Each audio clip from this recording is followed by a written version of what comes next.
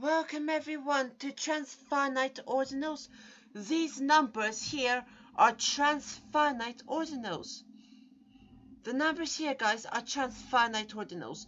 So what exactly does this mean? Here I've got some images as an explanation to explain to you what transfinite ordinals mean.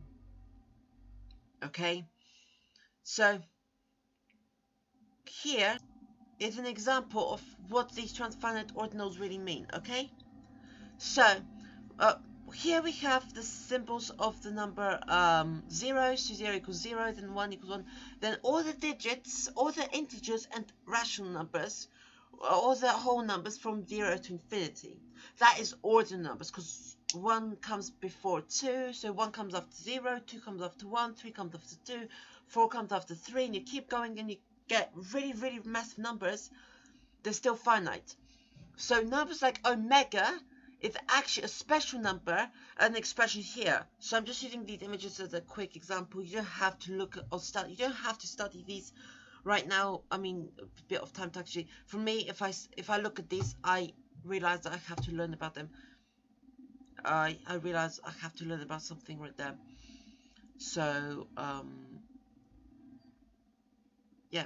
For example, what this means, guys, is that you only get transfinite ordinal numbers, like omega. Omega is something that you'd label if you use all the infinite sequences of numbers. If you were to label something from 0, it starts from 0, it has to have a starting point, a beginning element, and spreads on. So it has to have a beginning element for it to later on spread on. Okay? So what we're doing here is we're basically saying, if we have, if I show a better example, paint, for example. So now this is an example here. So if I show you on paint, I'll give you a better example. So now let's draw a line. Then let's draw another one a little bit smaller, and that one a tiny bit smaller, and this one a tiny bit smaller than that one. I mean, it's technically, you can kind of see the, like, it's sort of, you have to like sort of I mean, it's kind of like they're getting smaller, then like smaller, then smaller than that one. Then yeah, they can kind of see how it spreads on. So here we label the numbers. Okay, so now let's assume that each labeling has got its own number, so you cannot use the same number again. Okay, so you've got this one to be 0, this one 1, this one 2, this one back there 3, back there is 4, then back there is 5, then back there is 6, and back there is 7. I guess I can only fit a maximum of 8. Back there is 9. Back there is 11. So I've got not 11 on my days. 10. There we go. 10. Okay, 10, 11, and I can just about fit on my days.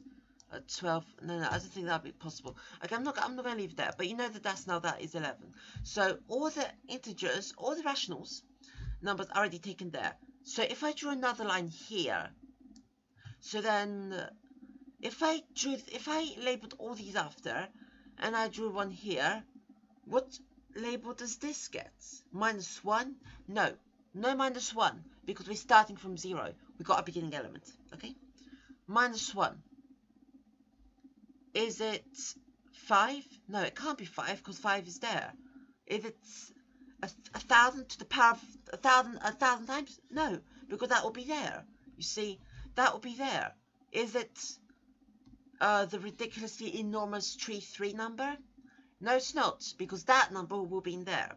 Is it the most enormous number you can ever comprehend? Loads number, even though that's not the largest? Nope, that will be contained in there. Actually, what comes here is omega. Okay, you draw another line, you get omega plus 1. I would believe that this is how it is.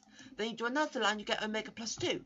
And okay, got a couple of seconds left recording. So if you fit an infinite amount of omegas, an endless amount of omegas, omega plus 2, omega plus 3, once you reach omega, you get omega plus omega, which might be omega 1 if I'm correct.